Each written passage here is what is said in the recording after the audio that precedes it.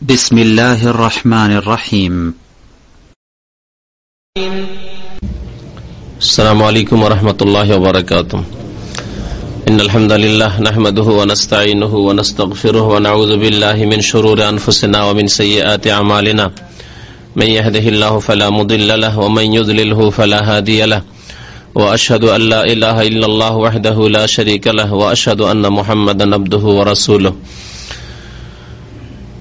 يا أيها الذين آمنوا اتقوا الله حق تقاته ولا تموتن إلا وأنتم مسلمون. يا أيها الناس اتقوا ربكم الذي خلقكم من نفس واحدة وخلق منها زوجها وبث منهما رجالا كثيرا ونساء واتقوا الله الذي تساءلون به والأرحام إن الله كان عليكم رقيبا. يا أيها الذين آمنوا اتقوا الله وقولوا قولا سديدا يصلح لكم أعمالكم ويغفر لكم ذنوبكم ومن يطع الله ورسوله فقد فاز فوزا عظيما. أما بعد فأعوذ بالله من الشيطان الرجيم. يا أيها الذين آمنوا إذا تداينتم بدين إلى أجل مسمى فاكتبوه وليكتب بينكم كاتب بالعدل الآية. মহান আল্লাহর সমস্ত প্রশংসা, দরুদ ও সালাম নাজিল হোক প্রিয় নবী মুহাম্মদ সাল্লাল্লাহু আলাইহি সাল্লামের উপর। আল্লাহুম্মা সাল্লি আলাইহি আল্লাহুম্মা বারিক আলাইহি। গত মঙ্গলবারে ঋণ সম্পর্কে একটি আলোচনা শুরু করেছিলাম, যে আলোচনা অর্ধেকেরও কম হয়েছে। সুতরাং বাকি বিষয়গুলি আপনাদের সামনে তুলে ধরব, কারণ অনেক ভাইরাই মঙ্গলবারে হয়তো আসতে পারেন না তাদের কর্মব্যস্ততার কারণে, যাতে করে এই ঋণের বিষয়টি সম্পর্কে আমরা সচেতন থাকি। মনে রাখতে হবে যে আল্লাহ পাক রব্বুল আলামিনের যেমন আমাদের উপর হক রয়েছে, তেমন বান্দারও হক রয়েছে। আমাদেরকে মুমিন হতে হলে, সৎকর্মশীল হতে হলে, মুত্তাকি আল্লাহ ভীরু হতে হলে, সংযত হতে হলে যেমন আল্লাহর হকের ক্ষেত্রেও হতে হবে, তেমনি মানুষের হকের ক্ষেত্রে হইতে হবে। মানুষের যেসব হক আমাদের উপর রয়েছে তার মধ্যে একটি হচ্ছে ঋণের হক। অর্থাৎ যদি আপনার উপর কারো ঋণ থাকে, কারো কাছে আপনি ঋণী থাকেন, কারো টাকা পয়সা আপনার কাছে থাকে যা পরিশোধ করা আপনার উপর ফরজ হয়ে রয়েছে, এ হচ্ছে মানুষের হক, যে হক থেকে মৃত্যুর আগেই মুক্ত হওয়া ফরজ। আর আপনি আমি কেউ জানি না যে কখন আমাদের মত চলে আসে। সুতরাং যখনই পয়সা হবে, প্রথম কাজ হচ্ছে ঋণ মুক্ত হওয়া। প্রথম কাজ এই নয় যে ভালো ভালো খাবেন, ভালো পড়বেন, ছেলে মেয়েদের অনেক পয়সা খরচ করে মানুষ করবেন, আর দুনিয়া সমস্ত কাজকর্ম করে গাড়ি কিনবেন ইত্যাদি করবেন, পরে পয়সা যদি হয় তাহলে দিলাম, সুযোগ সুবিধা হলে দিলাম, বেশ সচ্ছলতা হলে দিলাম না।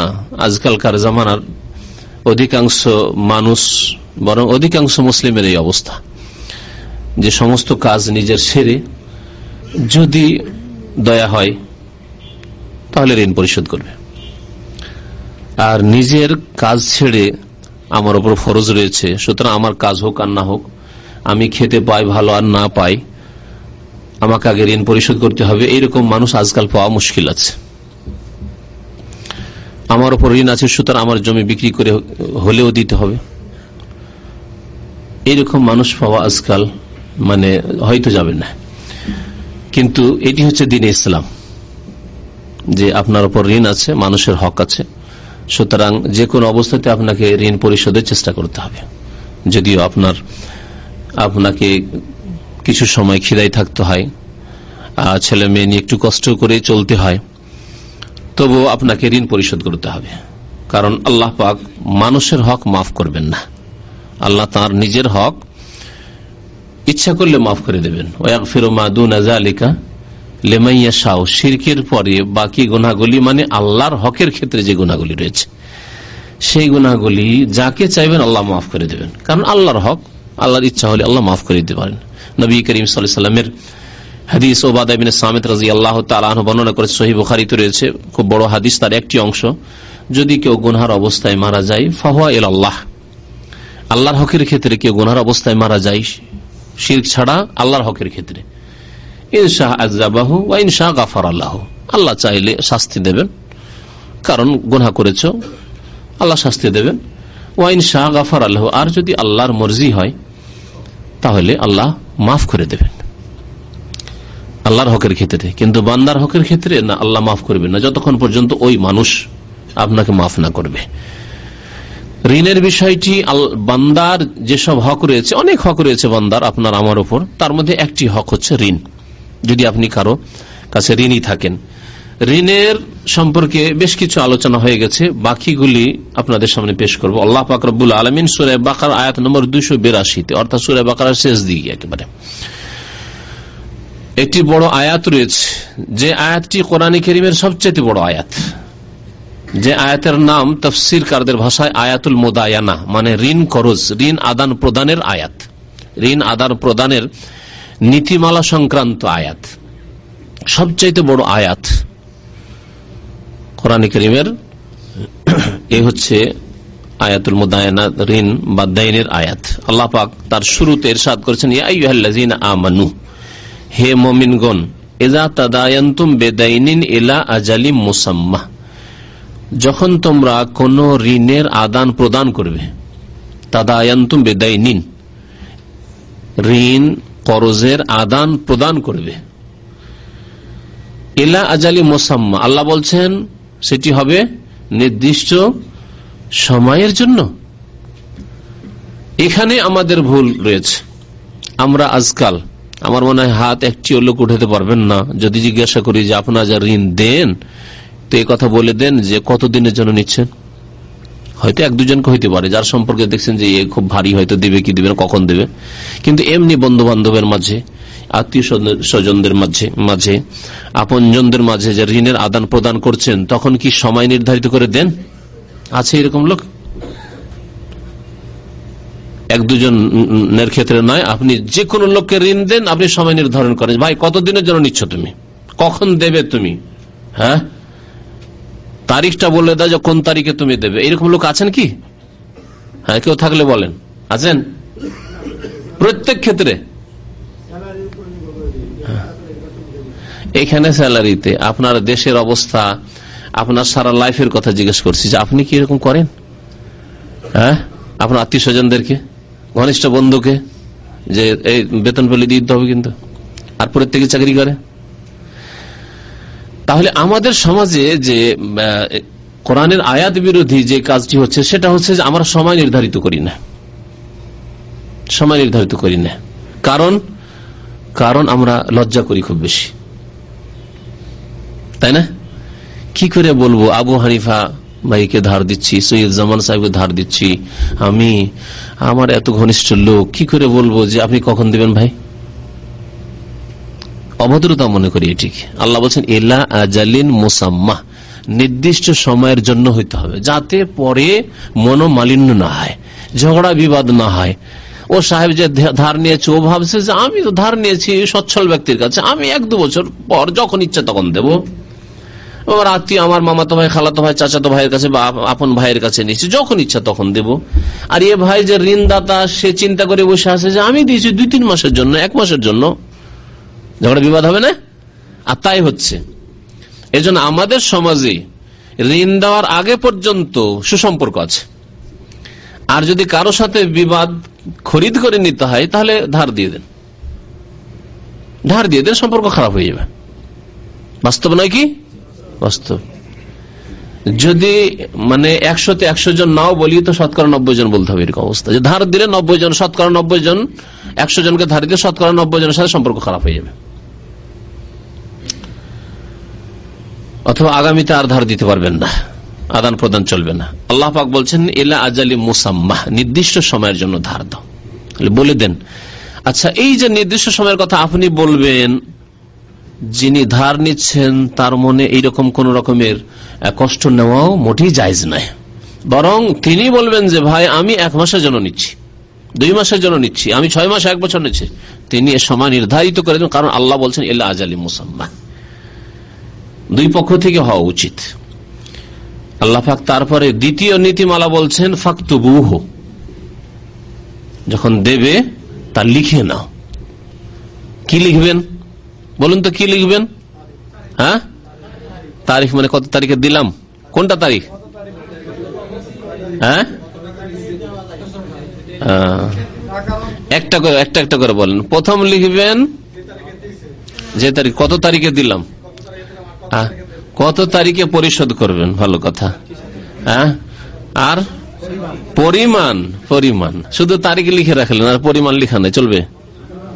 ঝগড়া হইতে পারে, ভুলে যেতে পারে। আমি এমন লোক জানি যে ধার নেওয়ার পরে ভুলে গেছে পরিমাণ, বা দিয়ে দিচ্ছি বলছে, লিখা নেই, কিছু নেই, বলছে আমি দিয়ে দিচ্ছি, বলছে আসলে দেয়নি। অথচ দুইজনেই দিনদার, এমন নয় যে একজন বেঈমান তার মধ্যে। কিন্তু ফানাসিয়া আদম আলাইহিস সালাম আমাদের প্রথম পিতাই ভুলে গেছেন, তা আমরা তো ভুলতেই পারি। ভাবছেন দিয়ে দিচ্ছি, কিন্তু আসলে দেননি হয়তো, অথবা দিয়ে দিয়েছেন আসলে, কিন্তু যে লেনেওয়ালা সে বলছে না, ভুলে গেছে আসলে সে যা আমাকে দিয়ে দেওয়া হয়েছে। দুই পক্ষ থেকে হইতে পারে। এছাড়াও হঠাৎ করে মওত হয়ে যেতে পারে, মারা গেলেন, জানে না আপনার পরিবার পরিজন, দেবে? এক পয়সা দেবে না। গিয়ে বলেন যে এই যে মারা গেছে, আপনার ভাই মারা গেছে বা আপনার ছেলে মারা গেছে, তার কাছে আমি 10,000 টাকা পাবো, দেবে? দেবেন না, আমরা জানি না। সুতরাং আল্লাহ পাক রব্বুল আলামিন এইরকম বহু হিকমতের জন্য ফাকতুবুহ, পরিমাণ লিখে রাখো, কত টাকা দিলে, সে টাকা না রিয়াল না ডলার না অন্য কিছু, কি ধার দেওয়া দিয়ে হইল, কি বস্তুটি ছিল, তারপরে তারিখ, কত তারিখে নিলে কত তারিখে দেবে, এর উপরে সাক্ষী আল্লাহ পাক রাখতে বলেছেন, সাক্ষীও রাখবে। এবং আজকাল যদি লিখা পরিচিত হয়, তার হাতে লেখা যে ঋণ নিচ্ছে পরিচিত লিখা হয়, আর তার স্বাক্ষর জানা স্বাক্ষর হয়, তাহলে আরো ভালো। এবং সাক্ষী থাকবে শরীয়তে, কারণ সাক্ষীর বড় গুরুত্ব রয়েছে শরীয়তে। নবী করিম সাল্লাল্লাহু আলাইহি ওয়াসাল্লাম বলেছেন, আল বাইয়িনাতু আলাল মুদ্দাই, যে দাবিদার হবে তাকে সাক্ষী পেশ করতে হবে। একজন লোক দাবি করেছে আমি আব্দুল্লাহর কাছে 10,000 টাকা পাবো, তাহলে তাকে সাক্ষী পেশ করতে হবে। আল বাইয়িন আলাল মুদ্দাই, আপনি দাবি করেছেন যে 10,000 টাকা পাবো, তার মানে সাক্ষী দিতে হবে আপনাকে। ওয়াল ইয়ামিনু আলা মান আনকারা, আর ও বলছে যে না, আব্দুল বলছে না, আমার কাছে পাবে না, আমি তার কাছে ধার নেইনি, অথবা নিয়েছিলাম দিয়ে দিয়েছি। ওয়াল ইয়ামিনু আলা মান আনকারা, সে যদি অস্বীকার করে তাহলে সে আল্লাহর শপথ করে বলবে, আল্লাহর শপথ করে বলছি। তাহলে প্রথম ব্যক্তি যদি সাক্ষী না দিতে পারে, তখন সাক্ষী পেশ করতে পারলো না, তখন তাকে কসম করতে বলা হবে। কিন্তু সাক্ষী পেশ করে দিলে আর কসম করা চলবে না। এইদিকে দুই সাক্ষী পেশ করে দিয়েছে, দুইজন মুসলিম ভালো ধার্মিক মানুষ, নামাজি মানুষ, ফাসেক নয়, আর তারপরে সে কসম করছে না, এই কসম চলবে না। যখন সাক্ষী পেশ করতে পারলো না, কিন্তু দাবি বিনা সাক্ষীতে দাবি করেছে আমি 10,000 টাকা পাবো, তখন ওয়ালিয়ামিনু আলা মান আনকার, অন্য হাদিসে ওয়ালিয়ামিনু আলাল মুদ্দা আলী, যার ওপর দাবি করা হয়েছে বা যে ব্যক্তি অস্বীকার করছে, সেই ব্যক্তি কসম করে শপথ করে মুক্ত হয়ে যাবে। আল্লাহর কসম করে বলছি আমাকে সে টাকা ধার দেয়নি, অথবা আমাকে দিয়েছিল আমি পরিশোধ করে দিয়েছি।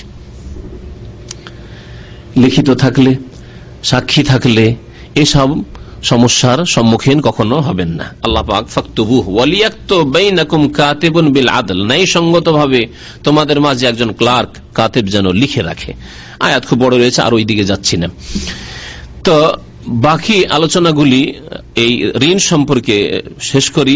ঋণ সম্পর্কে যেখানে পৌঁছেছিলাম আলোচনা, সেটা হচ্ছে যে ঋণী ব্যক্তি যদি ঋণগ্রস্ত অবস্থায় ঋণের বোঝা নিয়ে মারা যায়, তাহলে তার জানাজা বিশেষ করে সৎ লোকেরা, ওলামায়ে কেরাম, এলাকার যারা পরহেজগার লোক, মুত্তাকি লোক, নেতৃস্থানীয় ব্যক্তি, তারা পড়বে না, যাতে করে এইরকম বহু ঋণী সমাজে রয়েছে, তারা সতর্ক হয়ে যায় যে আমরাও যদি এই ঋণের বোঝা নিয়ে মারা যাই, তাহলে অমুক ব্যক্তির উপর ঋণ ছিল, আমাদের দেশের আলেমরা নামাজ পড়েননি, জানাজা পড়েনি, আমাদের দেশের মুরব্বী পরহেজগার লোকের, আল্লাহওয়ালা লোকেরা নামাজ পড়েনি, আমাদের দেশের নেতৃস্থানীয় ব্যক্তি যারা শত লোক, তারা নামাজ পড়েনি জানাজার। ওকে একবার সাধারণ ফাসেক ফাজের লোকেরা কোন রকম জানাজা পড়ে তাকে দাফন করে এসছে। সতর্ক হবে যে আমারও পরিণাম এমনটা না হয় যাতে। সেই জন্য বিশিষ্ট ব্যক্তিরা জানাজা পড়বেন না। নবী করিম সাল্লাল্লাহু আলাইহি ওয়াসাল্লাম যেমন জানাজা পড়তেন না, এই মর্মে বেশ কিছু হাদিস রয়েছে। নবী করিম সাল্লাল্লাহু আলাইহি ওয়াসাল্লাম থেকে আবু হুরায়রা রাদিয়াল্লাহু তাআলা আনহু বর্ণনা করেছেন যে আন্না নবী সাল্লাল্লাহু আলাইহি ওয়াসাল্লাম قال, নবী সাল্লাল্লাহু আলাইহি ওয়াসাল্লাম ইরশাদ করলেন, মা মিন মুমিনিন ইল্লা ওয়া আনা আউলা বিহি ফিদ দুনিয়া ওয়াল আখিরাহ। নবী করিম সাল্লাল্লাহু আলাইহি ওয়াসাল্লাম ইরশাদ করলেন যে যে কোনো মুমিনের আমি সবচাইতে নিকটবর্তী, নবী করিম সাল্লাল্লাহু আলাইহি ওয়াসাল্লামের কাছে প্রথম যুগে তেমন পয়সা থাকতো না, অভাব ছিল, কিন্তু গনিমতের সম্পদ যখন আসা শুরু করলো, ফাই এর সম্পদগুলি আসা শুরু করলো, গনিমত ফাই অর্থাৎ জিহাদ ফি সাবিলিল্লাহ গিয়ে যুদ্ধের পরে মেহনত পরিশ্রমের পরে রণক্ষেত্র থেকে আল্লাহর শত্রুরা যখন পলায়ন করলো আর হাসিল হলো যুদ্ধ করার পরে, এটাকে গনিমতের সম্পদ বলা হয়। আর যদি রণক্ষেত্রে গেল কিন্তু না যুদ্ধ হলো না, এমন মেহনত প্রচেষ্টা কিছু করার প্রয়োজন হলো না, এমনিতে শত্রুরা ছেড়ে পালিয়ে গেল ভয়ে, তাকে ফাইয়ের ধন সম্পদ বলা হয়। আল্লাহ পাক এই দুই সম্পদের কথা কোরআনে কারীমে উল্লেখ করেছেন। ওমা আফা আল্লাহু আলা রাসূলিহি সূরা হাশর আল্লাহ উল্লেখ করেছেন। আর ওয়ালামু আন্নামা গানিমতুম মিন শাইইন গনিমতের কথা আল্লাহ পাক উল্লেখ করেছেন 10ম পারার শুরুতে। এছাড়াও রয়েছে কোরআনে কারীমে গনিমত এবং ফাইয়ের ধন সম্পদের কথা রয়েছে। নবী করিম সাল্লাল্লাহু আলাইহি ওয়াসাল্লামের জন্য যাকাত হারাম ছিল। নবী করিম সাল্লাল্লাহু আলাইহি ওয়াসাল্লামের কাছে যে আসতো এই গনিমতের ফাইয়ের ধন সম্পদ, সেগুলি থেকে নবী সাল্লাল্লাহু আলাইহি ওয়াসাল্লাম মুসলিম উম্মতের সাহাবায়ে কেরামগণের যদি কারো উপর ঋণ থাকতো তা পরিশোধ করতেন। যতদিন আসেনি টাকা পয়সা ততদিন কিছু করতে পারতেন না, জানাজা পড়া যাবে না, এর ঋণ আছে জানাজা পড়া যাবে না। কোন সাহাবী যদি নিজের কাঁধে উঠিয়ে নিতেন আমি পরিশোধ করেছি, আবু কাতাদা রাদিয়াল্লাহু তাআলা আনহু করেছেন, এইরকম আরো ঘটনা সাহাবায়ে কেরামদের মাঝে ঘটতো, তাহলে তখন জানাজা পড়তেন। নবী করিম সাল্লাল্লাহু আলাইহি হাদিসে বলছেন, যখন ধন সম্পদ আসলে এরকম বললেন যে আমি প্রত্যেক মুমিনের সবচাইতে নিকটবর্তী দুনিয়াতেও এবং আখিরাতেও। সুতরাং বলছেন এর দলিল যদি পড়তে চাও কোরআনে কারীমে পড়ে দেখো, ইকরাউ ইন শিতুম, তোমরা যদি চাও তো কোরআনে কারীমে এর প্রমাণ রয়েছে, প্রুফ রয়েছে, পড়ে দেখো। আল্লাহ পাক বলছেন আন-নাবিয়্যু আউলা বিল মুমিনিনা মিন আনফুসিহিম, নবী করিম সাল্লাল্লাহু আলাইহি সাল্লাম মুমিনদের আওলা মানে আকরাব, অতি নিকটবর্তী, মিন আনফুসিহিম তাদের জীবন চাইতেও, মানে আপনি যে আপনার নিকটবর্তী মানুষ প্রত্যেকে সবচাইতে বেশি হিতাকাঙ্ক্ষী কার? নিজের, ঠিক না?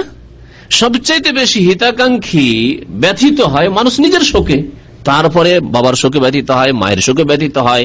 হ্যাঁ, আপনার আম্মা মারা গেছে, আপনি বেশি ব্যথিত না? কিন্তু আপনার আম্মার আম্মা মারা গেছে, মায়ের শোকে ব্যথিত হয়, কিন্তু অত ব্যথিত না যত ব্যথিত আপনি আপনার আম্মা মারা গেলে, আপনার ছেলে মারা গেলে, তাই না? মানুষ সবচাইতে বেশি নিকটবর্তী নিজের নফসের, তার চাইতে বেশি নিকটবর্তী রাসূলুল্লাহ সাল্লাল্লাহু আলাইহি ওয়াসাল্লাম, তার চাইতে বেশি দরদি ব্যথিত রাসূলুল্লাহ সাল্লাল্লাহু আলাইহি ওয়াসাল্লাম। এই জন্য কোরআনে কারীমে আল্লাহ পাক রাসূলুল্লাহ সাল্লাল্লাহু আলাইহি ওয়াসাল্লাম প্রশংসা করে সূরা তাওবা বলেছেন, লাকাদ জাআকুম রাসূলুম মিন আনফুসিকুম আজিজুন আলাইহি মা আনিতুম হারিসুন আলাইকুম বিল মুমিনিনা রাউফুর রহিম। আল্লাহ পাক কোন নবী সম্পর্কে আল্লাহ পাকের যে গুণ সেই গুণ উল্লেখ করেননি, যেভাবে মুহাম্মদুর রাসূলুল্লাহ সাল্লাল্লাহু আলাইহি ওয়াসাল্লাম রাহমাতুল লিল আলামিন, বিশ্বজাহানের করুণা রহমত, তার সম্পর্কে বলেছেন। আল্লাহ পাকের নাম রাউফ, নবীকে এখানে রাউফ বলা হয়েছে। আল্লাহ পাকের নাম রাহিম, নবীকে কি বলা হয়েছে? রাহিম বলা হয়েছে। কিন্তু আল্লাহ পাকের ক্ষেত্রে যখন গুণ বলবো তখন আল্লাহ পাকের মতো যেমন প্রযোজ্য, তার রহমত যেমন সবকিছুকেই শামিল, যেমন তার রাহিম হওয়া, তার রাউফ হওয়া, স্নেহশীল হওয়া, আর নবী করিম সাল্লাল্লাহু আলাইহি সাল্লামের জন্য যেমন উপযোগী হয় তেমন, দুটো একই রকম নয়। যেমন আপনার ছোট একটি সন্তান আছে, শিশু 6 মাসের, 1 বছরের, আপনিও মায়া করেন আর আপনার ছেলেগুলো মায়া করে, বড় ছেলেও আছে, মেয়ে আছে, ওরাও মায়া করে, দুটো কি সমান? বান্দার মধ্যে সমান না। আপনি আপনার ছেলেকে যেভাবে ভালোবাসেন, আপনার বড় ছেলে ওই ছোট ছেলেকে ওইভাবে ভালোবাসে? কখনো ভালোবাসে না, হতেই পারে না অতটুকু। কিন্তু আপনিও ভালোবাসেন, আপনার ছেলে মেয়েরাও ওই ছোট বাচ্চাটিকে ভালোবাসে। তাহলে সৃষ্টির ভালোবাসায়, সৃষ্টির দয়ায়, সৃষ্টির স্নেহশীল হয় যদি এত পার্থক্য হয় এক সৃষ্টির অন্য সৃষ্টি থেকে, তাহলে সৃষ্টি এবং স্রষ্টার মাঝে কত পার্থক্য হইতে পারে? মুহাম্মদ রাসূলুল্লাহ সাল্লাল্লাহু আলাইহি ওয়াসাল্লাম দয়া, আর আল্লাহ পাক যিনি মুহাম্মদ রাসূলুল্লাহ সাল্লাল্লাহু আলাইহি ওয়াসাল্লাম রব, তার দয়ায়, রহমতে এবং তার স্নেহশীল হয়, কত পার্থক্য হইতে পারে?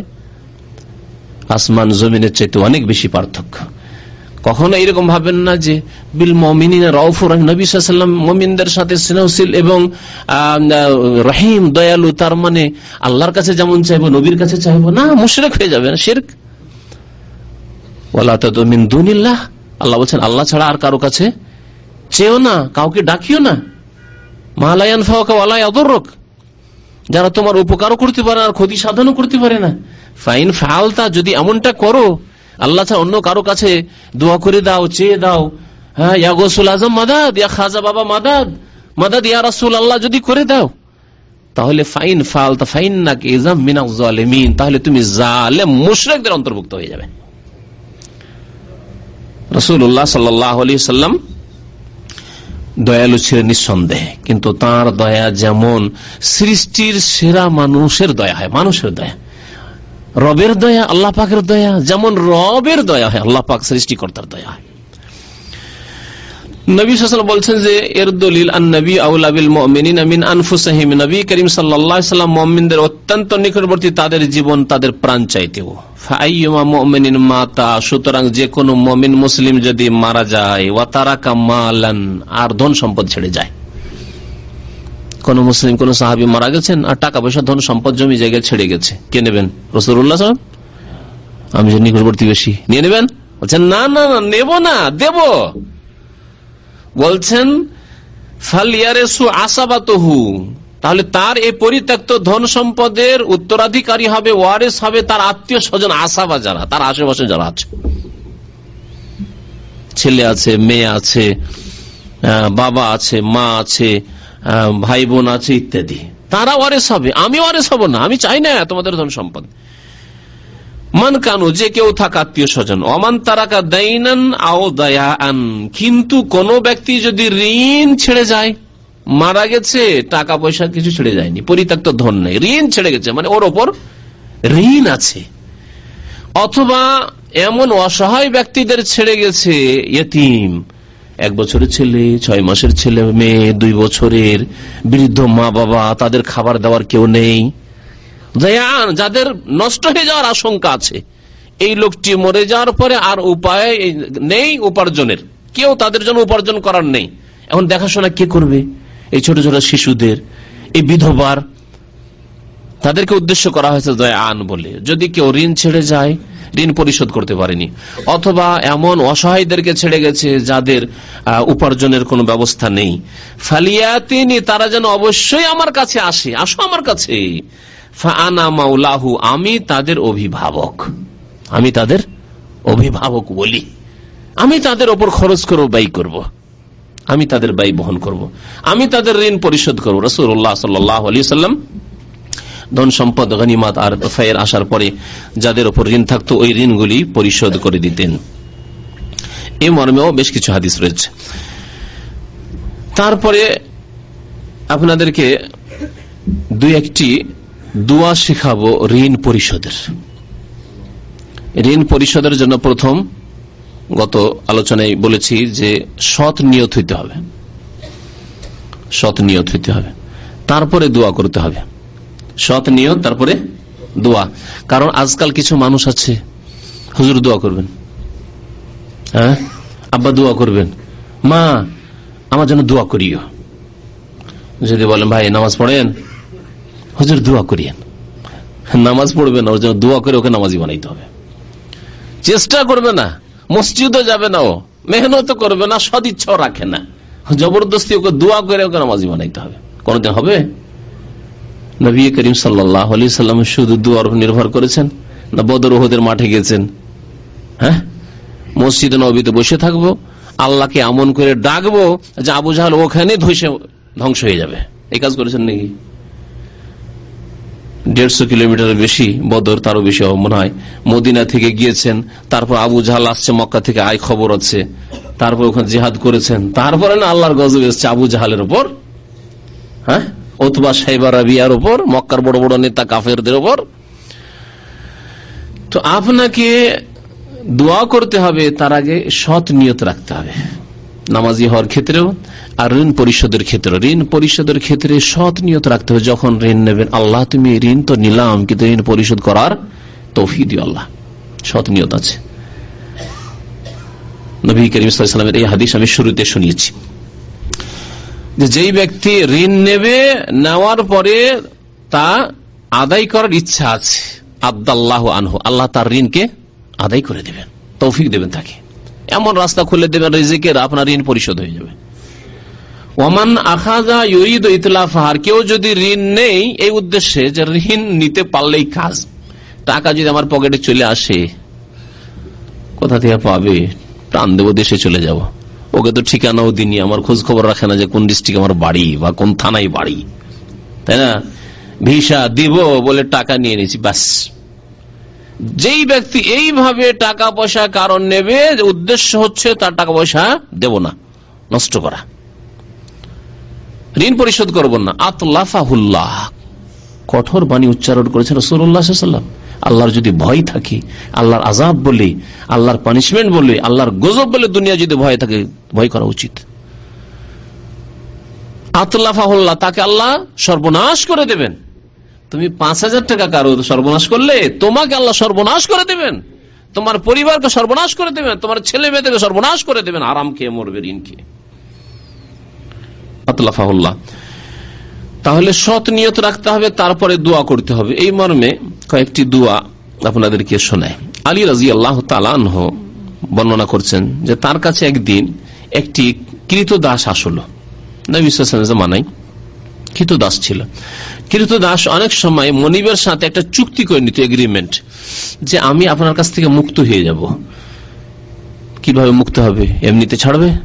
টাকা চায়, টাকা চায়।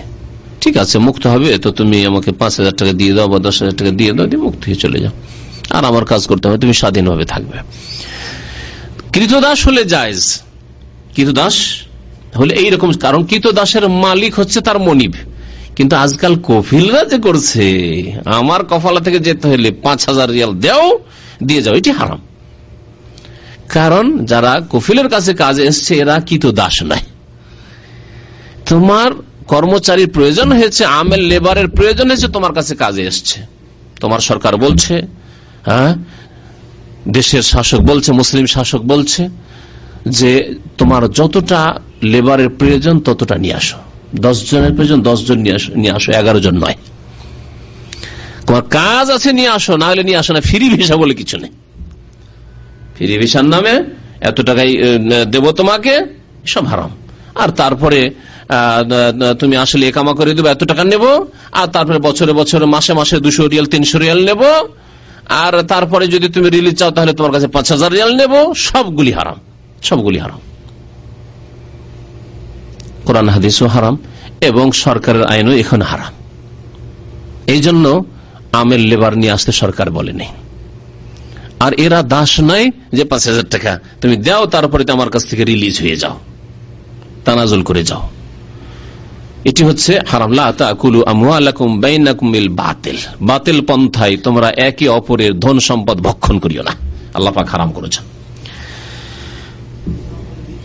এবং এই হারাম খেয়ে যারা মারা যাবে, আইয়ুমা লাহমিন নাবাতা মিনাস সুহতি ফান্নারু আউলা বিহি, এইরকম হারাম খেয়ে, যে কোনো হারাম খেয়ে, ঋণের হারামই হোক আর এই কফালার হারাম খেয়ে হোক, এইসব খেয়ে যারা মারা যাবে, ফান্নারু আউলা বিহি, জাহান্নামের আগুন তাদের বেশি হকদার।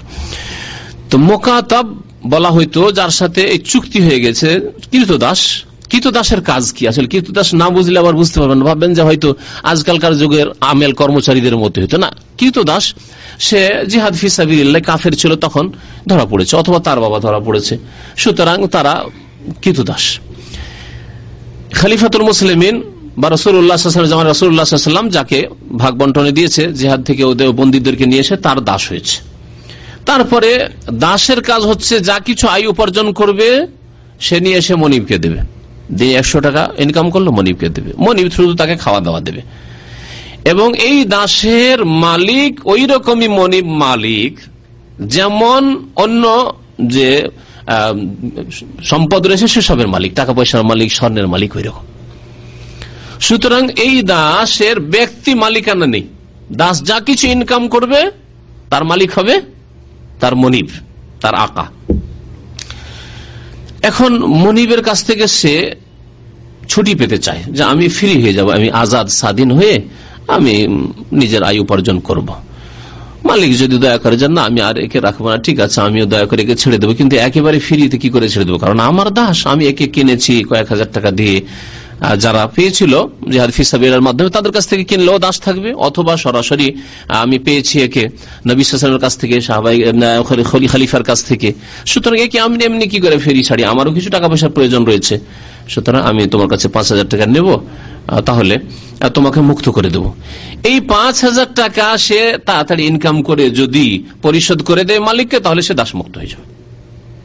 চুক্তি যতটার উপর চুক্তি হয়েছে, এই মোকাতাব গোলাম মানে এই চুক্তি করা ছিল যেই গোলামের মালিকের সাথে, এই এক গোলাম আসলো আলী রাদিয়াল্লাহু তাআলার কাছে, এসে বলল, ইন্নী কাদ আজিজতু আন কিতাবাতি, আমি আমার মালিকের সাথে চুক্তি করেছি যে আমি এত টাকা দিয়ে আমি স্বাধীন হয়ে যাব, কিন্তু এই টাকা আমি পরিশোধ করতে পারছি না, এত সময়ের মধ্যে দিয়ে দিতে হবে, আমি দিতে পারছি না।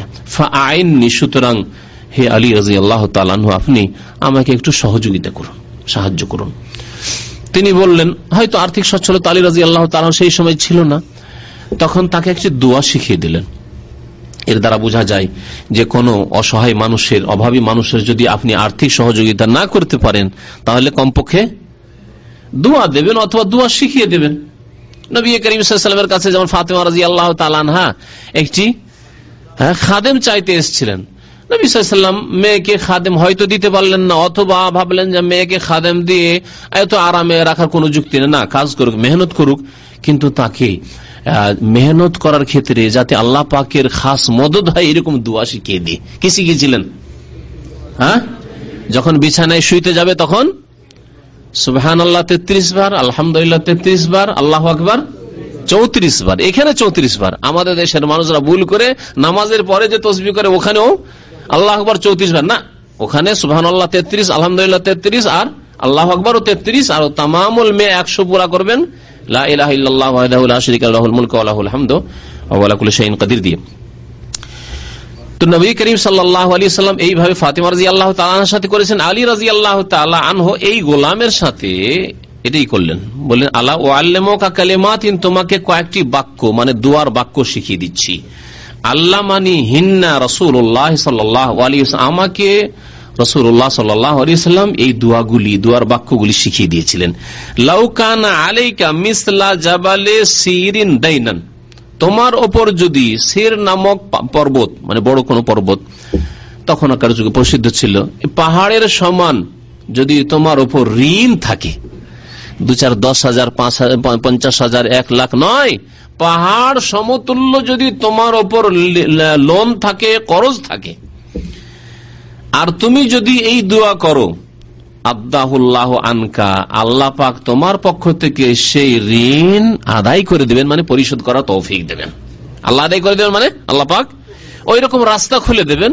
আপনি এসেছিলেন 500 রিয়াল বেতনে, কিন্তু কফিলের খুব দয়া হয়ে গেল, যাক লোকটা তো ভালোই লাগে, একে রিলিজ দিয়ে দিই, ছড়ি দিল, যাও তুমি কাজ করো, ভালো কাজ খুঁজে নাও। হঠাৎ করে 2000 রিয়ালের চাকরি পেয়ে গেলেন।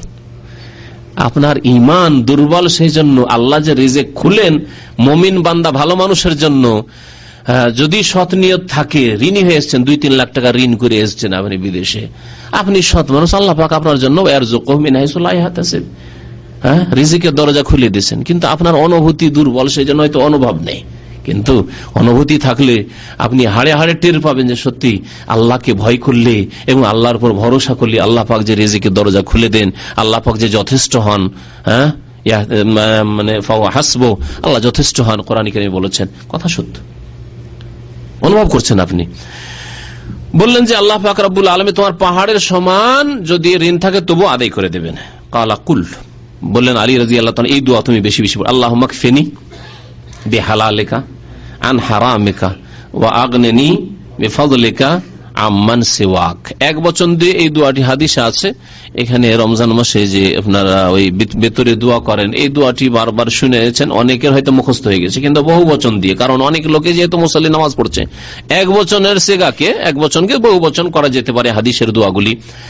আল্লাহুম্মা কফিনিকে আল্লাহুম্মা কফিনা, আল্লাহ আমাদের জন্য যথেষ্ট হয়ে যাও, যথেষ্ট করে দাও, বেহালালিকা হালাল রুজি, আন হারামিকা হারাম থেকে বাঁচি, মানে হারাম থেকে বাঁচিয়ে রাখো আল্লাহ, এবং হালাল রুজি আমাদের জন্য যথেষ্ট করো। ওয়া আগনিনা বিফাদলিকা আম্মান সিওয়াক, এবং তোমার অনুগ্রহ পূর্বক তুমি আমাদেরকে সচ্ছল করে দাও, আম্মান সিওয়াক তোমার ছাড়া অন্যদের থেকে।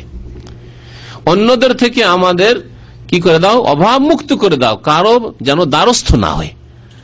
তোমার দ্বারে এসেছি, তোমার কাছে চেয়েছি, তুমি আমাকে ঋণ মুক্ত করে দাও, যাতে করে আর কারো দ্বারস্থ না হইতে হয়, কারো কাছে ঋণী না হইতে হয়, কারো সামনে যাতে করে নিজের অভাব অভিযোগ প্রকাশ না করতে হয়।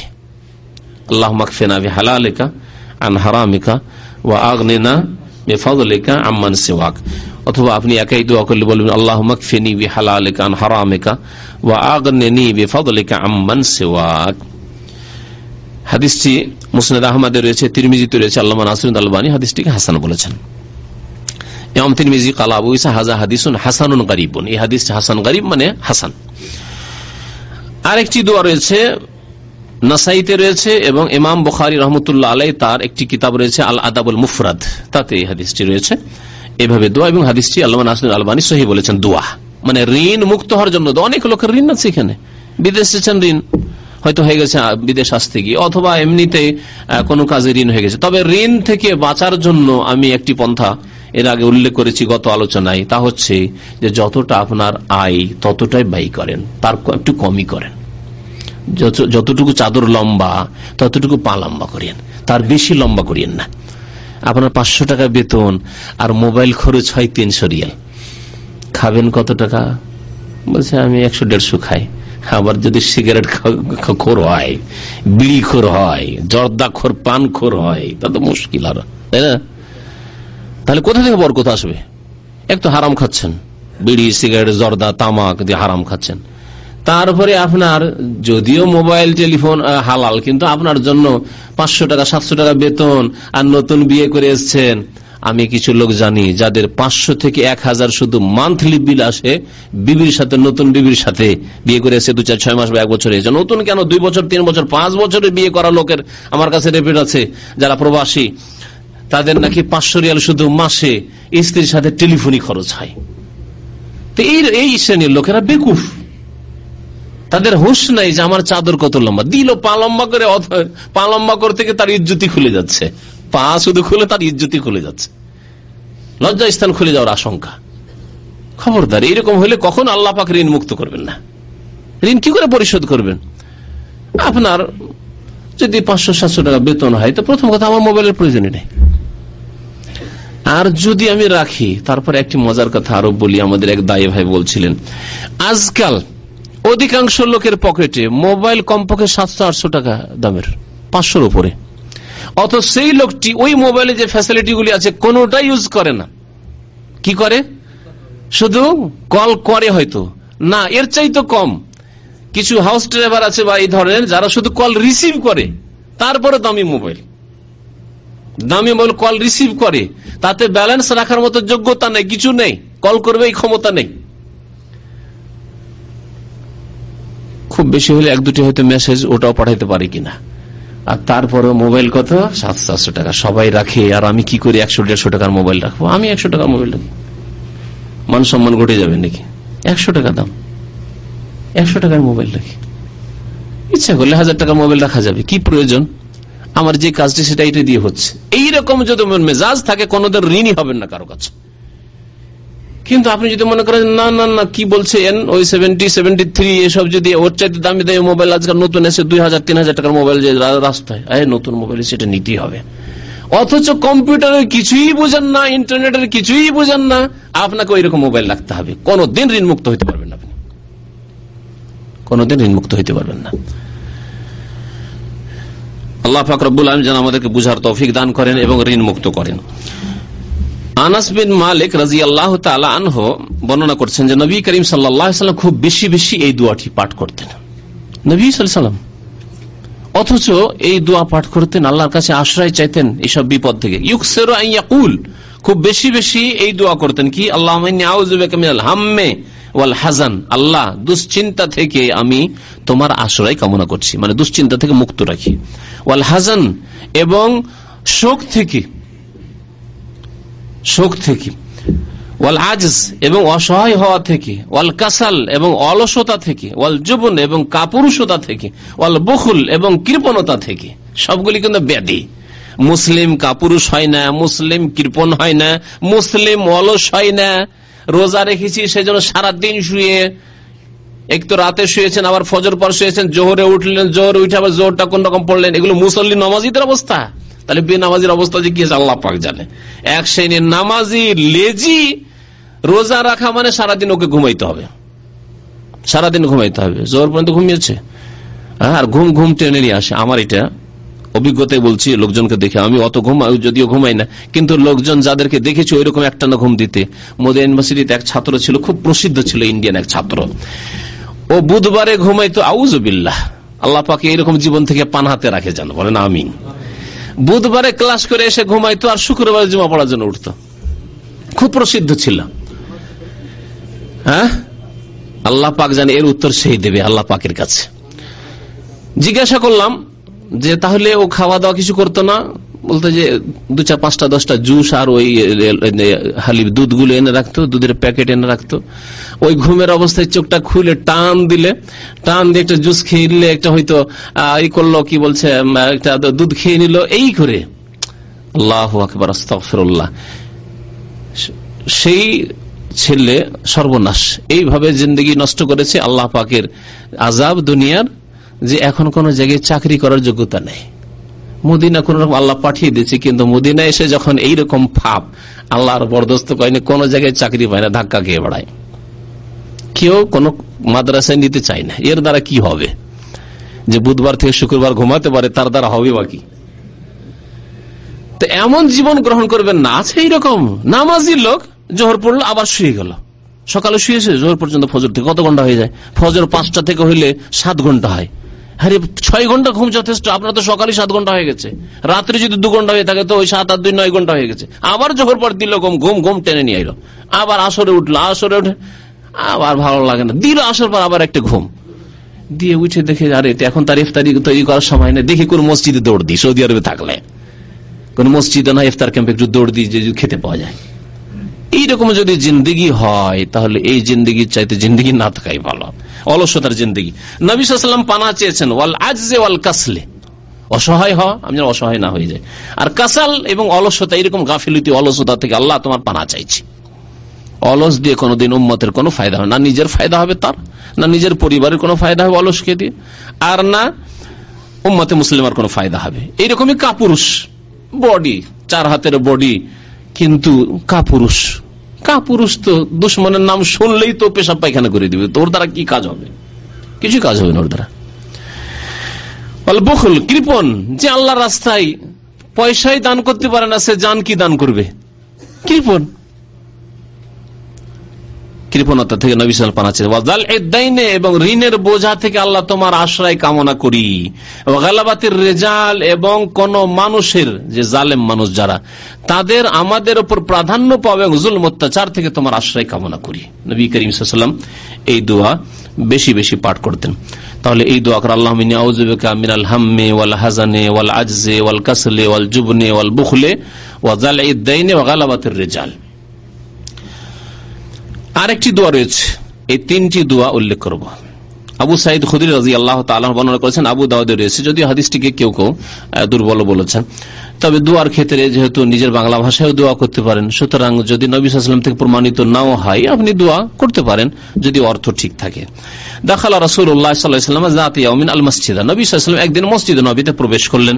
ফাইজা হুয়া বিরাজুলিন মিনাল আনসার, দেখছেন মসজিদে একটা আনসারী মানুষ বসে আছে, খুব দুশ্চিন্ত অবস্থায়। ইউকালু লাহু আবু উমামা, ওই লোকটির নাম ছিল আবু উমামা।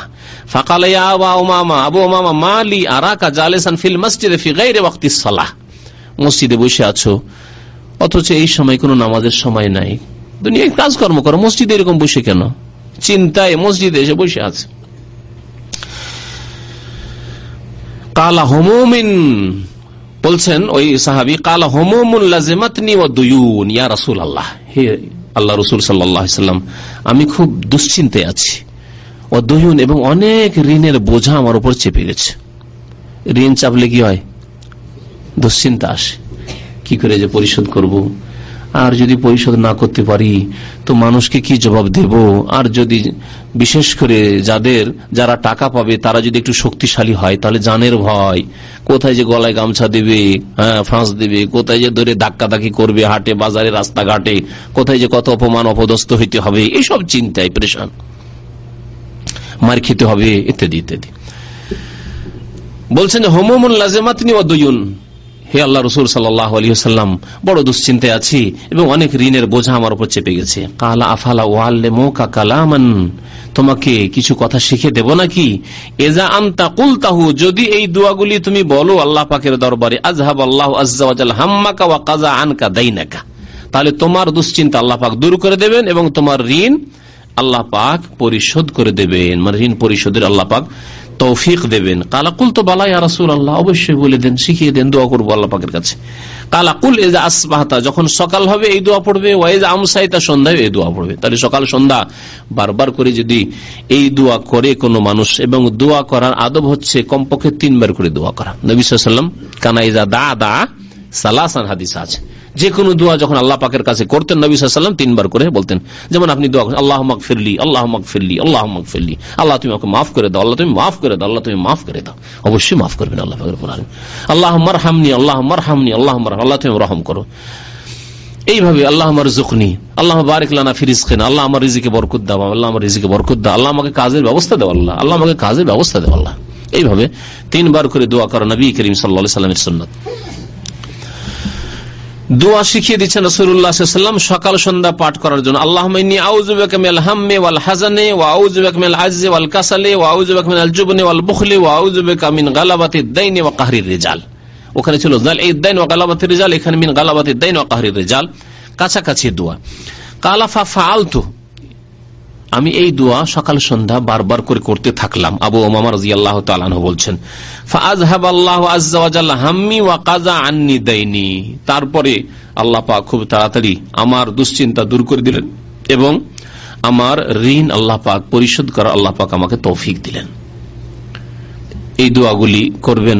দোয়া যদি আরবিতে মুখস্থ নাও থাকে সবগুলি, তো নিজের ভাষায় দোয়া করেন আপনি, আল্লাহ আমাকে ঋণ মুক্ত রাখো, আল্লাহ তুমি আমাকে ঋণ মুক্ত রাখো, আল্লাহ তুমি আমাকে ঋণ মুক্ত রাখো। ঋণ প্রথম নেবই না, আমি ঋণ মুক্ত থাকবো।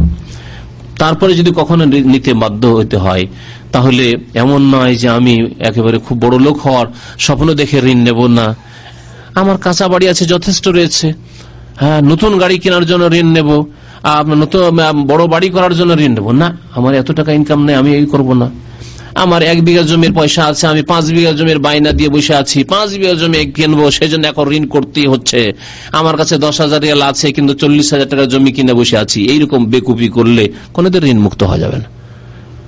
আমার যতটা পয়সা আছে ততটাই কিনবো, তার বেশি আমি কিনবো না। কেন অপরের পয়সা নিয়ে আমি অপরের কাঁধের উপরে পা দিয়ে তাদেরকে সিঁড়ি বানিয়ে উপরে উঠবো? এই নীতি ঋণ মুক্ত কোনোদিন হইতে দেবে না। সবসময় আল্লাহ পাক যতটুকু দিয়েছেন তাতেই সন্তুষ্ট থাকতে হবে, তাতে নিজের পরিতুষ্টি নিয়ে আসতে হবে, তাতে কানাত করতে হবে।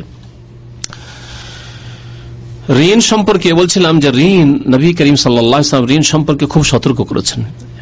একজন সাহাবীর ঘটনা, সাদ ইবনুল আথওয়াল বলছেন যে আমার ভাই মারা গিয়েছিল, ওয়া তারাকা 300 দিনার ওয়া তারাকা উলদান সিগারান, 300 দিনার ছিল, ছোট ছোট বাচ্চা ছিল। ফাআরাদতু আন উনফিকা আলাইহিম, এতিম ছিল আমার ভাইয়ের সব ছেলেরা, তো আমি চাইলাম যে তাদের ব্যয় বহন আমি করব। ফাকাল রাসূলুল্লাহ সাল্লাল্লাহু আলাইহি ওয়াসাল্লাম ইন্না আখাকা মাহবুসুন বিদাইনি ফাকদি আনহু, নবী সাল্লাল্লাহু বলেন যে তোমার ভাইয়ের উপর ঋণ আছে, সুতরাং ঋণ পরিশোধ করো আগে।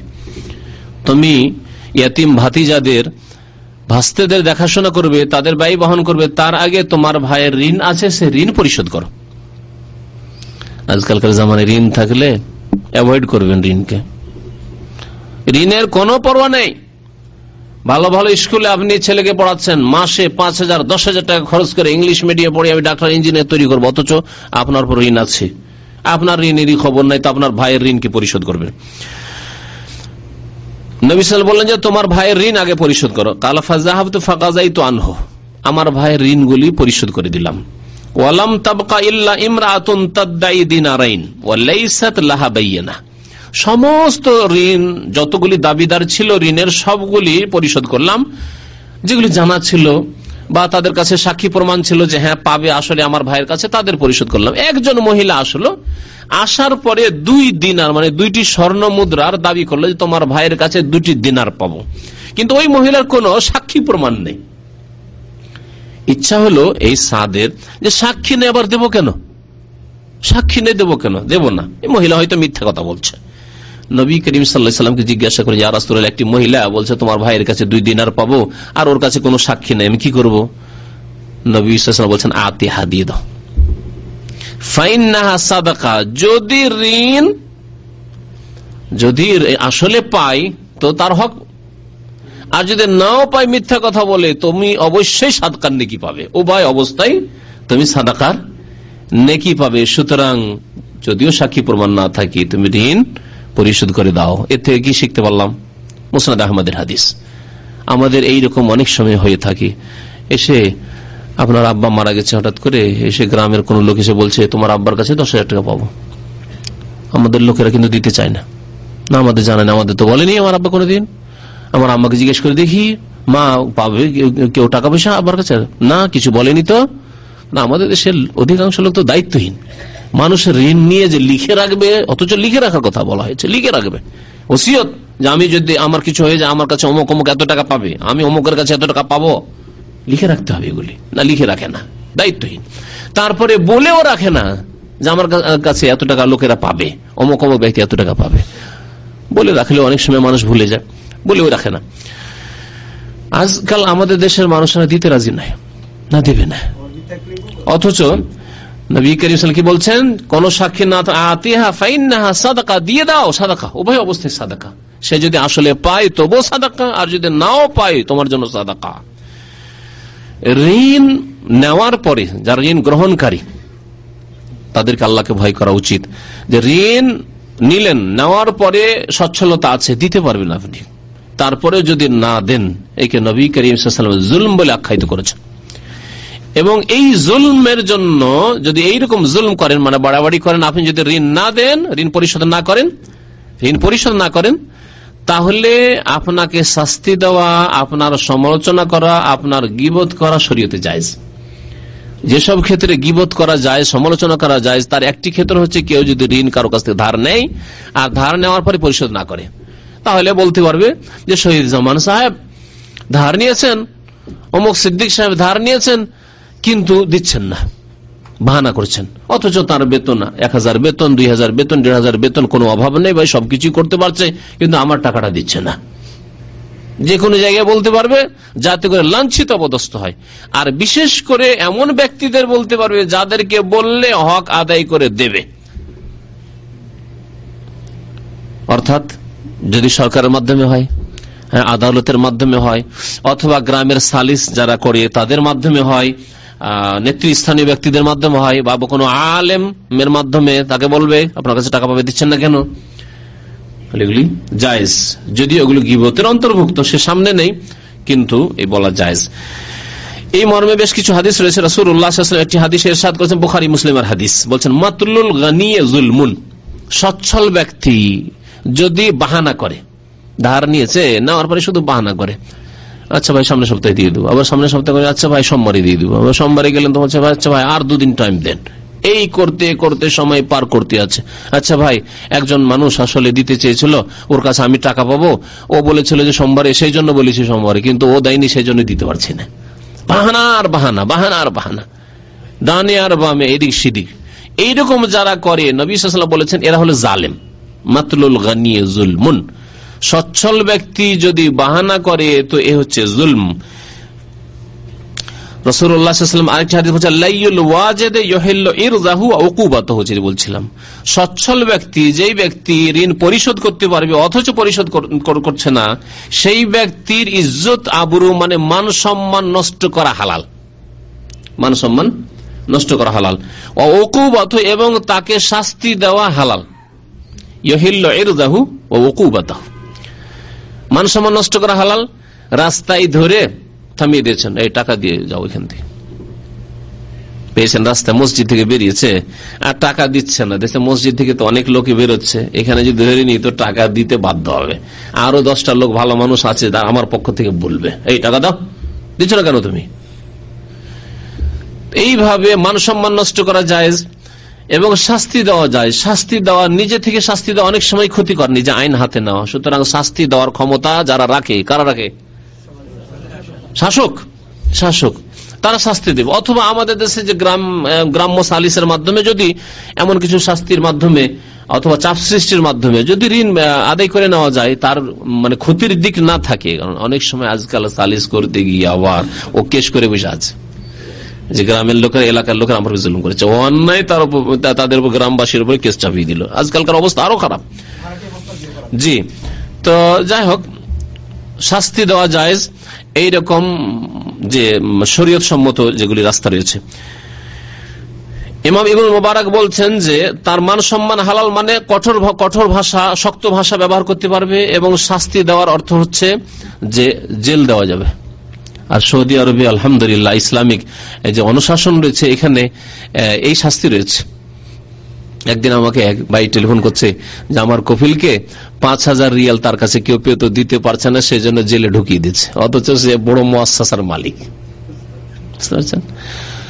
তো আলহামদুলিল্লাহ এইরকম যদি হয়, যদি কেউ পাবে 2,000 রিয়াল পাবে আর দিচ্ছে না, সরকারের ঘরে কেস করলেন, সরকারের লোক এসে তাকে উঠিয়ে নিয়ে গিয়ে জেলে ঢুকিয়ে দিল। টাকা দেবে না কেন? টাকা দিয়ে ছাড়িয়ে নিয়ে আসো, যেখান থেকে টাকা দিয়ে ছাড়িয়ে নিয়ে আসো। জমি বিক্রি করবে, জমি বিক্রি করবে, দোকান বিক্রি করবে, যা বিক্রি করতে হয় করবে, যেখান থেকে হোক সে ছুটি হাসিল করবে। রাওয়াহু আবু দাউদ ওয়ান নাসাঈ, হাদিসটি সহিহ। ঋণ যারা গ্রহণকারী, ঋণ নিচ্ছে, তাদের সম্পর্কে অনেক কিছু বলা হলো। ঋণ দাতা যে ঋণ দেবে, এরও বড় নেকি আছে, ঋণ দিলে বড় নেকি আছে। নবী করিম সাল্লাল্লাহু আলাইহি ওয়াসাল্লামের হাদিস, বাইহাকির হাদিস, হাদিসটিকে আল্লামা নাসিরুদ্দিন আলবানী সহিহ বলেছেন, মান আকরাজা ওয়ারিকান মাররাতাইনি, কোন ব্যক্তি যদি কোন চাঁদি, মানে সেই জামানায় চাঁদির টাকায় ছিল, রূপার টাকা, কোন টাকা যদি 2 বার ধার দেয়, আপনার কাছে 1,000 রিয়াল আছে, একবার ধার দিলেন আর একবার ধার দিলেন অন্য লোককে, 2 বার যদি ধার দেন, কানা কাঈদ লি সাদাকাতিন মাররা, একবার দান খায়রাত সাদকা করার সমান নেকি পাবেন আপনি। হয়তো আপনি 10,000 রিয়াল দান করতে পারবেন না, কারণ 10,000 রিয়াল দান করা আপনার পক্ষে সম্ভব নয়, আপনার অনেক প্রয়োজন রয়েছে, কিন্তু 10,000 রিয়াল আপনি ধার দিতে পারবেন। 2 বার 10,000 রিয়াল ধার দিয়েছেন, আর তারপর টাকা আপনার কাছে ফিরেও চলে এসছে, ওই 10,000 ফিরে আসবে, 10,000 10,500 চলবে না। আজকাল ধার দেবে কারা? যাদের এরকম আশা আছে কিছু পাবো বেশি, অথবা শর্ত করে সুদি ব্যবসা, স্যালারি কিনার আজকাল সুদি ব্যবসা চলছে। হ্যাঁ, বন্ধকের সুদি ব্যবসা, সুদ আর সুদ, চারিদিকে সুদ। 1,000 টাকার স্যালারি, কালকে একজন লোক জিজ্ঞেস করছে 1,000 টাকার স্যালারি আমি কিনবো 800 টাকায়, এইদিকে টাকা ওইদিকে টাকা, সুদ নয়? তারপর সুদের সঙ্গে কি? তাহলে এটাই তো সুদ। 1,000 টাকায় যদি 1,001 টাকা নেই, 1 টাকায় সুদ। এবং জানা আছে, অগ্রিম আপনার জানা আছে, শর্ত করে নিচ্ছেন যে 1,000 টাকা তোমার স্যালারি কিনবো ভাই, আমি 800 টাকা 900 টাকায় কিনবো, 950 কিনবো, সুদ। আর এই ব্যবসা ব্যাপক আকার ধারণ করেছে এখন প্রবাসীদের মধ্যে। সুদ, চারিদিকে সুদ আর সুদ। আল্লাহর গজব কেন আসবে না এই জাতির উপর? তাহলে ঋণ দাতা নেকি পাবে, সাদকার নেকি পাবে যদি ঋণ দিতেই থাকে, বারবার ঋণ দিতে থাকেন। তবে বিশ্বস্ত লোক দেখে ঋণ দেয়। ঋণ তো আর সবাই সকলকে দেওয়া যায় না। বিশ্বস্ত ইমানদার লোক, যারা আল্লাহকে ভয় করে, এইরকম লোককে ঋণ দেন, ইনশাআল্লাহ তাআলা হয়তো টাকা মরবে না। আর যদি টাকা কোথাও মারাও যায়, তো আল্লাহ পাক হয়তো তার উত্তম প্রতিদান দুনিয়াতেও দেবেন, আখিরাতেও দেবেন। ঋণ দেওয়ার পরে আল্লাহ পাক রব্বুল আলামিন সুদের বিধানগুলি কোরআনে কারিমে যেখানে উল্লেখ করে, সূরা বাকারায় সেখানে উল্লেখ করেছেন যে ঋণ দেওয়ার পরে যদি সচ্ছল হয় তাহলে তো সে দেবে, আর যদি সচ্ছল না হয় আর সময় এসে গেছে, 3 মাস সময় দিয়েছে, 3 মাস সময় চলে এসেছে, আল্লাহ পাক এরশাদ করেন, ওয়াইন কানা যু উসরাতিন ফানাযিরাতুন ইলা মাইসারা, যদি কোনো ব্যক্তি অসচ্ছল হয়, ওয়াইন কানা যু উসরা, অসচ্ছল ব্যক্তি হয়, সংকটে, আর্থিক সংকট তার, ফানাযিরাতুন ইলা মাইসারা, তাহলে তাকে সচ্ছল হওয়া পর্যন্ত তুমি অবসর দিয়ে দাও, অবসর দিয়ে দাও। তাহলে প্রথম কথা, আল্লাহর রাস্তে ঋণ দেন, আল্লাহ সন্তুষ্টি, ওয়াকরিদুল্লাহ কারজান হাসানা। তারপরে ঋণ দিয়ে আপনি সময় নির্ধারিত করেন, সেই সময় আপনি চান সেও দেবে। যদি সে না দিতে পারে, তাহলে সে নিজে এসে বলবে যে ভাই আমি দিতে পারছি না, সময়টা আমার বাড়িয়ে দেন, আপনি সময় বাড়িয়ে দেন। ফানাযারাতুন ইলা মাইসারা। তারপরে সময় বাড়িয়ে দিলেন, আরো 3 মাস, 6 মাস, 1 বছর, 1.5 বছর, 2 বছর বাড়িয়ে দিলেন, কিন্তু দেখা যাচ্ছে লোকটি আরো অসহায় অবস্থা, ঋণ পরিশোধ করতে পারছে না। আল্লাহ পাক বলছেন, ওয়া আন তাসাদদাকু খায়রুল লাকুম। কি করো? তৃতীয় স্তর এটা। প্রথম স্তর হচ্ছে ঋণ দেন, মানুষের ইহসান করে, ঋণটা ফিরিয়ে নেন। যথাসময়। দ্বিতীয় স্তর না, যথাসময় সে ফেরাতে পারলো না, আপনি অবসর দেন, আরো 6 মাস 1 বছর যতদিন পারেন আপনি অবসর দেন। তারপরে দেখলেন যে না, অবসর দিয়েও এই লোকটি ঋণ পরিশোধ আর করতে পারছে না, তৃতীয় স্তরে কি করবেন? ওয়া আনতাসাদদাকু খায়রুল লাকুম, তুমি তাকে দান করে দাও, তোমার জন্য কল্যাণকর হবে। ইন কুনতুম তা'লামুন, যদি তোমরা জানো যে আল্লাহর কাছে তোমাদের জন্য কি মহা পুরস্কার রয়েছে। সূরা বাকারা আয়াত নম্বর 280। নবী করিম সাল্লাল্লাহু আলাইহি সাল্লাম থেকে বুরাইদা আসলামী রাদিয়াল্লাহু তাআলা বর্ণনা করেছেন, নবী সাল্লাল্লাহু আলাইহি ওয়াসাল্লাম বলেছেন, মান আনজারা মুসিরান, কোন ব্যক্তি যদি অসচ্ছল ব্যক্তিকে অবসর দেয়, টাকা দিতে পারছেন না আপনি, ঠিক আছে, আর কতদিন সময় লাগবে? বলছে ভাই আর 6টা মাস দেন সময়, 6টা মাস দেন, 1 বছর দেন, 3 মাস দেন, ইত্যাদি। কানা লাহু বিকুল্লি ইয়াউমিন সাদাকা, প্রত্যেক দিনের বিনিময়ে সে সাদকার নেকি পাবে। একদিন করে আপনি অবসর দিলেন, প্রত্যেক দিন আপনি সাদকার নেকি পেতে আছেন।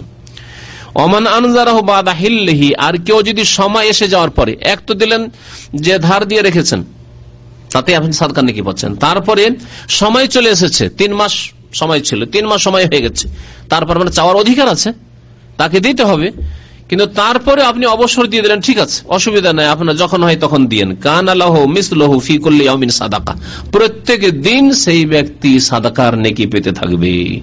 ইবনে মাজার হাদিস।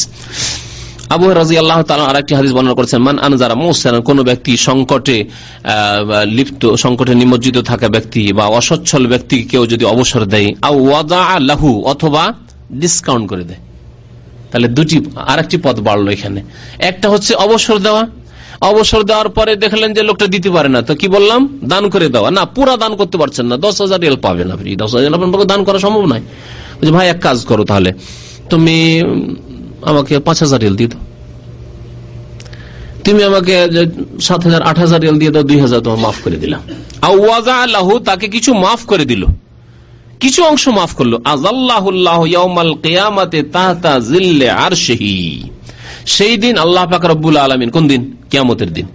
কিয়ামতের দিনে আল্লাহ পাক রব্বুল আলামিন তার আরশের ছায়ায় স্থান দান করবেন। সুবহানাল্লাহ। এখানে তাহতা জিল্লি আরশিহি বলা হয়েছে, এর দ্বারা বোঝা গেল যে আল্লাহর আরশের ছায়ার কথা হাদিসে আছে। যদি ওই হাদিসে সাবআতুন ইউযিল্লুহুমুল্লাহু ফি যিল্লি ইয়াওমা লা যিল্লা ইল্লা যিল্লুহু, 7 প্রকারের লোককে আল্লাহ পাক রব্বুল আলামিন তার ছায়া দান করবেন, সেখানে ছায়া বলা হয়েছে, কিন্তু আরশের ছায়া না কোন ছায়া বলা হয়নি। এই হাদিসকে যদি ওর সাথে লাগিয়ে নেওয়া যায়, দুটো সমন্বয় করা যায়, তাহলে আল্লাহর আরশের ছায়া প্রমাণিত। ইয়াওমা লা যিল্লা ইল্লা যিল্লুহু, যেই দিন আল্লাহ পাকের এই আরশের ছায়া ছাড়া অন্য কোনো ছায়া থাকবে না। তিরমিজির হাদিস। নবী করিম সাল্লাল্লাহু আলাইহি ওয়াসাল্লাম মুসলিম শরীফের আরেকটি হাদিস রয়েছে, সামিআতু রাসূলুল্লাহ সাল্লাল্লাহু আলাইহি ওয়াসাল্লাম ইয়াকুল, মান আনজারা মুসিরান, কোন ব্যক্তি যদি অসচ্ছল ব্যক্তিকে অবসর দেয়, আও ওয়াজা আনহু, অথবা মাফ করে দেয়, কিছু অংশ মাফ করলো অথবা পুরো মাফ করলো, আনজাহুল্লাহ মিন কুরাবি ইয়াউমিল কিয়ামা, কিয়ামতের দিনের বালা মুসিবত থেকে আল্লাহ তাকে রক্ষা করবেন, মুক্ত করবেন, নাজাত দেবেন। কিয়ামতের দিনে যে বালা মুসিবত হবে, যে ঘামে হাবুডুবু করবে, যে দিন জবাবদেহি করতে হবে, সেই দিন এই সব জবাবদেহি থেকে আল্লাহ পাক তাকে মুক্ত করবেন। কিন্তু শর্ত হচ্ছে আল্লাহ পাকের ফরজ ওয়াজিব আদায় করা মুসলমান হইতে হবে। প্রথম মুসলিম হইতাম, মুশরিক কবর পূজারী হইলে হবে না। আর তারপরে মুসলিম হওয়ার পরে নামাজি, রোজাদার, যাকাত দাতা, এইসব হইতে হবে, মানে ফরজ আদায় করার লোক হইতে হবে। আল্লাহ পাক যদি অন্য কোনো গুনার কারণে কিয়ামতের দিনের বালা মুসিবত যে থাকবে, আল্লাহ পাক দূর করবেন। কর্জা দেওয়ার পর, ঋণ দেওয়ার পরে যদি এইরকম লোভ লালসা থাকে যে আমি ওকে ঋণ দিয়ে রেখেছি, সুতরাং আমার দাবি আছে, ওর কিছু ব্যবহার করব, গাড়িটা আছে, যখন তখন এই চাবিটা দেন, হ্যাঁ, লজ্জাতে কিছু বলতেও পারছে না, হ্যাঁ, আচ্ছা ঠিক আছে।